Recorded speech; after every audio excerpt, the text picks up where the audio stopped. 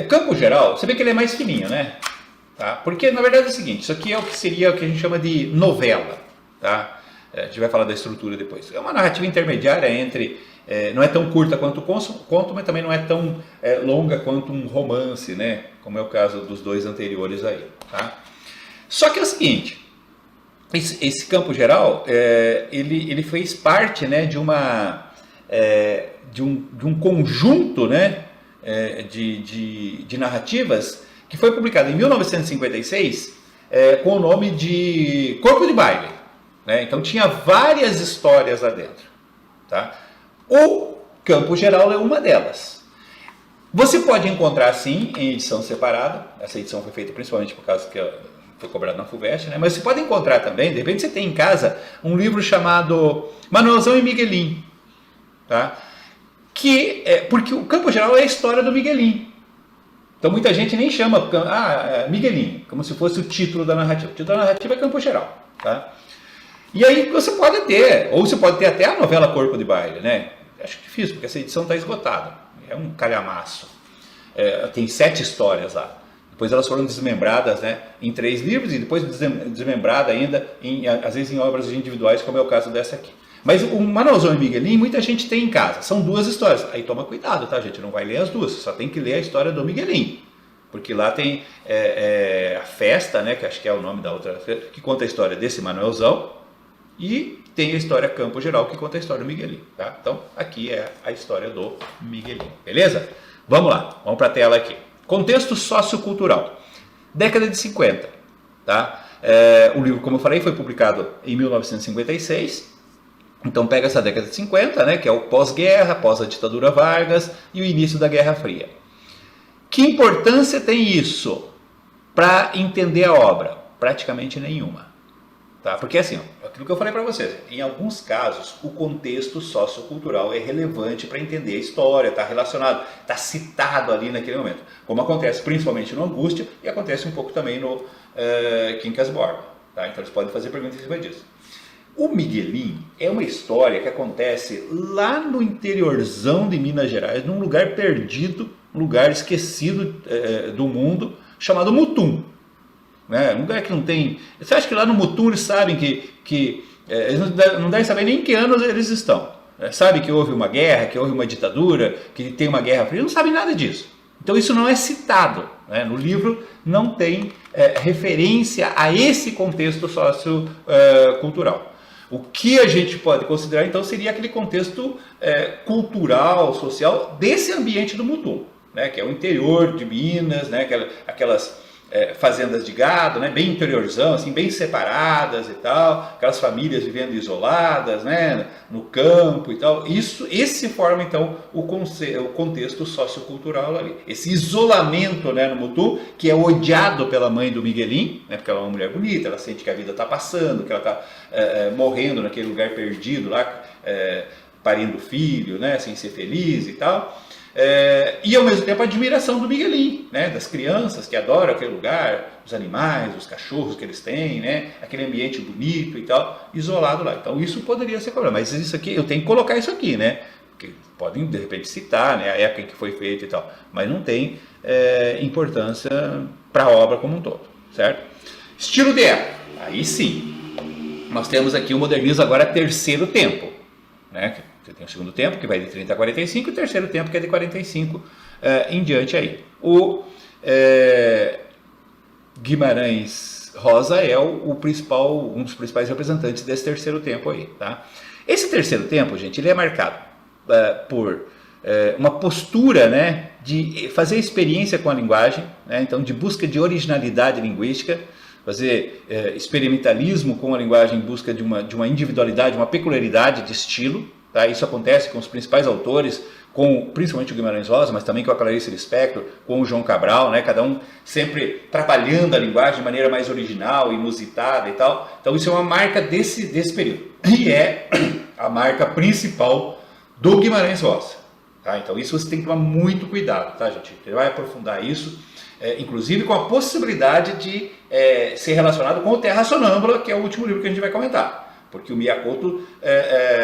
tem um estilo muito semelhante ao Guimarães Rosa, inclusive porque ele admite que foi influenciado pelo estilo do Guimarães Rosa. Então tome bastante cuidado com isso. Outra característica desse período, né, estamos falando do período como um todo ainda, é a investigação existencialista, o existencialismo.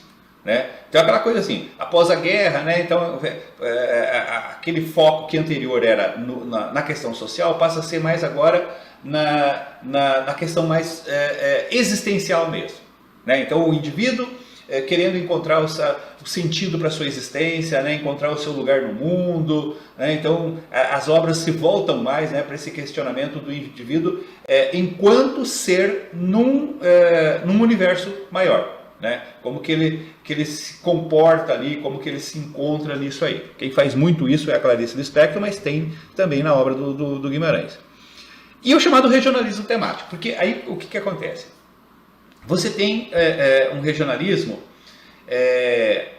realista no segundo tempo. Porque às vezes você pode até perguntar, né? Qual a diferença do regionalismo do Angústia para o regionalismo do Campo Geral, ou o regionalismo do Graciliano Ramos e o regionalismo do Guimarães Rosa. O regionalismo do segundo tempo do Graciliano Ramos, ele é um regionalismo baseado numa concepção realista do mundo. Então é uma coisa bem científica, bem objetiva, bem marcante, né? Voltada para essa denúncia social e tal. O regionalismo do Guimarães Rosa, ele já é um regionalismo voltado para outros aspectos, não apenas a questão social, não apenas a denúncia, a crítica social, né? E que envolve também aspectos místicos, né? Então, crenças, lendas, mitos, que são específicos de cada região. Né? Então, esse aspecto mais cultural das regiões predomina, né, na obra do Guimarães, não tanto a questão social. Tá? Então essa é a principal diferença aí. Tá? Um regionalismo que a gente chama mais de temático, né, voltado para essas coisas mais culturais de cada região. Né? As histórias populares, as lendas, os mitos, a própria religiosidade, né, que às vezes é diferente de cada região, predomina nesse regionalismo do terceiro tempo e no Guimarães Rosa. Estrutura formal da narrativa, também é importante. Ó. Nós temos aqui, como eu falei, uma narrativa intermediária, que a gente chama de novela, né? Então ela não é tão longa quanto um romance, não é tão curta quanto um conto, mas o que predomina aqui é a questão da linguagem, tá? A linguagem peculiar, que é a marca característica do Guimarães Rosa e que é sempre o assunto principal quando se cobra Guimarães Rosa. O Guimarães, ele praticamente recriou, né, a linguagem, a língua portuguesa nos seus textos. Ele criou uma língua totalmente única, específica, original. Ele era apaixonado por línguas. Ele aprendeu francês com 6 anos de idade. Quando ele morreu, ele falava mais de 10 línguas, né? Conhecia uma dúzia de línguas e tal. E ele era apaixonado pelo linguajar mineiro, pela oralidade mineira, né? Que é a terra natal dele, onde ele trabalhou, né, nos primeiros anos que ele exerceu medicina e tal, nas fazendas, no interior de Minas. E toda essa informação linguística ele usava para criar um estilo próprio. Né? Então toma cuidado, gente, porque às vezes, em questões de múltipla escolha principalmente, eles colocam assim, a linguagem do Guimarães Rosa é uma reprodução da oralidade mineira. Errado. Ele não reproduz, ele não transcreve pura e simplesmente a oralidade mineira para a literatura. Ele recria essa oralidade mesclando-a com outras fontes de linguagem, né? com outras formas de linguagem aí. Então não é puramente a transcrição. Né? Ele cria realmente uma linguagem nova. Ele faz isso principalmente através de neologismos, né? E usando também essa sonoridade, recriando palavras aí da oralidade mineira. Neologismo é inventar novas palavras. Tá? E ele faz questão de trazer para a sua narrativa, para o seu texto, essa sonoridade, né, desse falar mais cantado, dessa oralidade, né, própria da fala aí. Então, ele faz muito o que a gente chama de prosa poética. Além de ser uma linguagem toda reestruturada, né, as frases têm uma estrutura diferenciada, né, junta palavras, cria novas palavras e tal, ele ainda trabalha muito a questão do lirismo, do ritmo, da musicalidade do texto. Tanto que quando você está lendo, né, o texto dele, se você lê em voz alta, você sente essa cadência, você sente esse ritmo, essa musicalidade. E por isso a gente fala em prosa poética. Tá? Então, é uma narrativa feita em prosa, mas com características de poesia. Né? Às vezes tem uma sensibilidade, um lirismo, né, naquelas expressões que são próprias da poesia. Tem um ritmo, tem uma musicalidade que é própria da poesia e cheio de inovações, tanto na estrutura frasal, né, modificando essa estrutura frasal, quanto na criação de novas palavras, dos chamados neologismos. Tá? O livro está recheado disso, tá? E a qualquer momento eles podem fazer uma pergunta em cima disso. Então, fique atento a isso. Tá? E outra coisa sobre a estrutura formal é que nós temos aqui um narrador externo, onisciente, mas que quando você lê o livro, não sei se vocês leram aí, muitas vezes dá a impressão de que quem está contando a história é o Miguelinho. É a criança, é o menino. Tá? O Miguelinho é um menino de 8 anos. Por quê? Porque o autor usou aqui uma técnica que a gente chama de onisciência seletiva. Porque você tem assim, onisciência total, né, que é quando você tem um narrador externo onisciente, que sabe, é o caso do Quincas Borba, né, que sabe tudo de todos o tempo todo, tá? Ou você tem o que a gente chama de onisciência seletiva. O narrador opta por demonstrar onisciência só sobre um personagem. E aí ele conta os fatos sob o ponto de vista daquele personagem, sob a ótica daquele personagem. Muitas vezes passa a impressão de que quem está narrando é o personagem, quem está narrando é o Miguelinho, mas não, é um narrador externo mostrando a história sob os olhos, sob a percepção do menino, do Miguelinho. A gente chama isso de, e ele é o protagonista, né? Então é a visão do protagonista, a gente chama isso de onisciência seletiva. Cuidado com isso também, tá? Temas dominantes. Bom, o tema dominante dessa obra é um tema muito forte no Guimarães como um todo, que é a temática da travessia.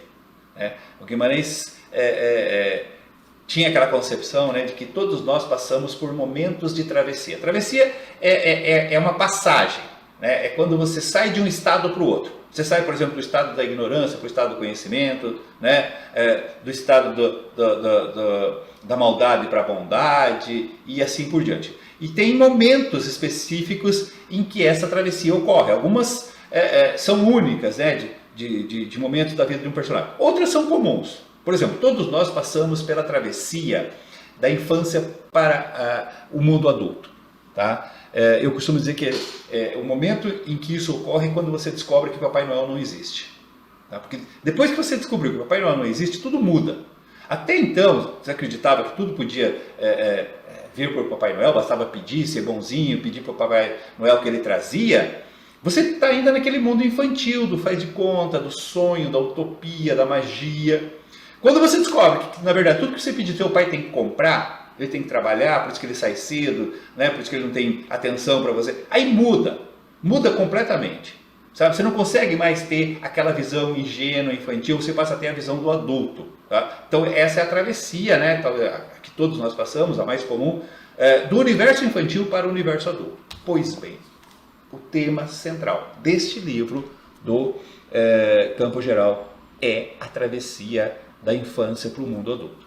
A travessia vivida por um menino de 8 anos chamado Miguelinho. Tá? Toda a narrativa mostra esse processo, que geralmente não é tranquilo, né? Geralmente é doloroso. Né? Você tem que sair dessa coisa assim de um universo mágico, protetor, e de repente, né, passar a ver o mundo com uma visão de racionalidade, começar a entender, no caso dele, por exemplo, entender por que o pai era violento, por que o pai batia na mãe, né, que havia uma história de adultério, que a mãe traía o pai com o próprio irmão, com o cunhado, né? Entender o conceito de morte, a morte do irmão menor, que ele era tão unido. Então, essa visão, né, do adulto, ela muitas vezes, no momento que ela acontece, ela é meio dolorida, né? Porque você perde um monte de coisa. Você até tenta, às vezes, se agarrar àquele universo místico, mágico, faz de conta, mas não tem mais jeito, não tem retorno. Né? Uma vez atravessado, uma vez feita a travessia, não tem como retornar. Né? Não tem como hoje você, eu vou voltar à minha infância, acreditar em Papai Noel e todos os meus problemas se resolvem e eu já passei na FUVEST, não preciso estudar e etc, etc. Não funciona assim. Tá? Então, a travessia da infância para a vida adulta é o tema principal desse livro. E isso está bem delineado no livro, né? Tem dois momentos que marcam essa travessia. Primeiro, quando o Miguelín, né, ele apanha muito do pai, porque ele protege a mãe, né? E aí o pai acaba descarregando a raiva em cima dele. E durante uma surra, ele toma uma surra do pai, né? E aí ele para de chorar e depois ele vai lá, pega os brinquedos dele, traz no meio do pátio, na frente do pai e quebra todos eles. Então isso é uma coisa, é um ritual, né? Bem prático. Tipo assim, eu não sou mais criança. Eu estou destruindo aquilo que me liga à infância. Estou destruindo os meus brinquedos. E o segundo momento é quando no final da história tem aquele médico passando lá e aí o médico percebe que ele força os olhos para enxergar e o médico descobre que ele é míope, né? Ele tinha uma séria miopia. Por isso que ele não conseguia enxergar as coisas nítidas, falava que a mãe dele era muito bonita, ele não conseguia enxergar direito, que o Mutum era um lugar bonito, ele não conseguia enxergar direito e tal. E aí o médico dá para ele os óculos, o médico empresta os óculos dele, né? E ele consegue ver aquilo com nitidez. E é muito simbólico isso, gente, porque se você olhar bem, a criança ela tem uma visão embaçada do mundo, né? Que é essa visão mágica, essa visão mística, cheia de fantasia e tal. O adulto tem essa visão mais lógica, mais racional, né? Então, uma criança olha para uma pedra e pode imaginar, é um carrinho. O adulto olha para a pedra e fala, é uma pedra, entendeu? Então é uma coisa mais nítida, mais física e tal. E ali, então é a consolidação, né, desse processo, porque aí ele vai para a cidade, vai estudar, né? É a fase adulta dele que se inicia ali. Tá? Então esse é o tema principal. Podemos falar também de conflitos familiares como um tema, né? A essência ali, né? A briga do pai e da mãe, o adultério da mãe com o cunhado, e depois com o outro empregado lá, né? Que o pai acaba matando e depois cometendo suicídio. Então esse drama familiar é bem forte ali, né? A própria morte do Dito, né? Vítima de tétano, né? Porque não tinha médico, hospital, né? Naquela região lá, o menino acaba morrendo, pisa numa lata enferrujada, e aquilo vira tétano e ele acaba morrendo. E a força da imaginação criativa é outro tema também, porque o Miguelín, ele consegue inventar histórias que deixam as pessoas admiradas, né? Como é que ele consegue inventar essas histórias, falar de coisas que a princípio ele não deveria nem conhecer, né? Então isso também tem uma relação com a arte, né? Com a criação artística, com a invenção, né? E o Miguelín representa, né, essa força criativa aí. Então também é um tema a ser destacado. Dúvida, gente? Tudo bem? Deixa eu ver esse fragmento que eu separei para vocês aí. Nós já estamos atrasados, né? Eu começo a falar e não paro mais. Ó, já tem 1h30. 30 minutos para cada livro até que não é tanto, né? Mas... Ó, o Dito era menor. Ele era mais novo que o Miguelín. O Miguelín tinha 8 anos, o Dito tinha em torno de 7. O Dito era menor, mas sabia o sério, pensava ligeiro as coisas. Deus tinha dado a ele todo o juízo e gostava muito de Miguelín. O Dito, apesar de ser mais novo, ele tem uma consciência mais avançada, menos ingênua, mais racional do que o irmão mais velho. Tá? Quando foi a história da Cuca? A Cuca é a cachorrinha dele, que um dia ele adorava essa cachorrinha, ele chamava também de Pingo de Ouro, e um dia o pai estava bravo com ele, passou uns vaqueiros lá, e ele deu a cachorrinha para esses vaqueiros levar embora. Né? Os vaqueiros pediram, tinha um monte de cachorro lá, e ele deu a Cuca. E aí o Miguelín sofreu muito com isso. Então, quando foi a história da Cuca, o Dito um dia perguntou, quem sabe é pecado a gente ter saudade de cachorro? O Dito queria que ele não chorasse mais por Pingo de Ouro, pela Cuca, porque sempre que ele chorava, o Dito também pegava a vontade de chorar junto.